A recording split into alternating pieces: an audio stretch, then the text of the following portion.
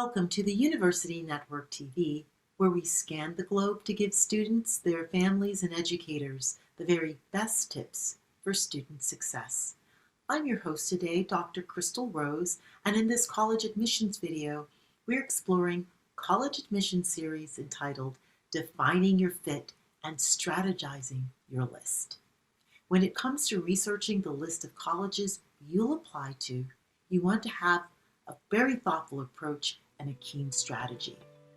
For this series, we've invited a very special guest, April Paris-Joseph of Paris Educational Solutions. Welcome, April. Hi, thanks for having me, Crystal. Absolutely. How do you define what is a fit when it comes to finding colleges? So there's multiple components to a fit, and the top three most important ones, in my opinion, are the academic fit, the social fit, and the financial fit. So students have to find schools where they can get what they want out of the academic program. There's no point in being at a school without a computer science major if you want to major in computer science. Just as an example, right? The same thing with music. If they don't have a music and dance program and you want to major in music and dance, this school is not a fit for you. And then there's the social fit. So think about, how do you feel about Greek life?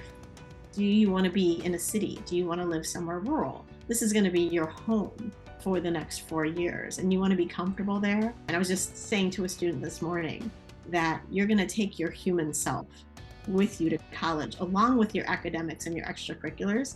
So we actually want the human you to be happy too and enjoy the time outside of class. And then another tricky one, of course, is the financial fit. What can you really afford? It's all about families having a real and transparent conversation up front about what's available for college and contrasting that with what the federal government and the colleges may feel you have available for college. And is there going to be a gap? Because if there's going to be a gap at some schools, you may need to go somewhere else. Or do you have to fill this with scholarships? Or do you need to target schools with merit aid? All of those questions to make sure that you're finding a fit. Because this idea of kids leaving college with $30,000 and $40,000 of student loan debt is something I'm highly opposed to, and I think is often avoidable.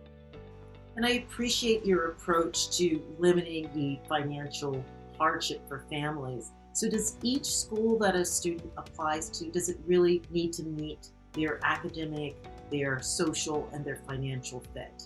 I believe it does. There's no point in applying to a school where one of those fits don't work out, because then what are you going to do when you get in? Are you going to go?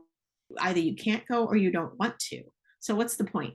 And you put all this effort into this application and all this, like, for what? I think, yeah, you need to meet all of them for every single app. I just sent one of my students back the other day because she kind of hemmed and hawed about a school on her list. And I said, oh, no. You need to be happy. If you only get into one school on your list, you should be happy to go there. So you have to go back and look at every single school and say to yourself, if this is it, I have no other choices. When I'm done next April, am I going to be happy with this? And the answer should be yes.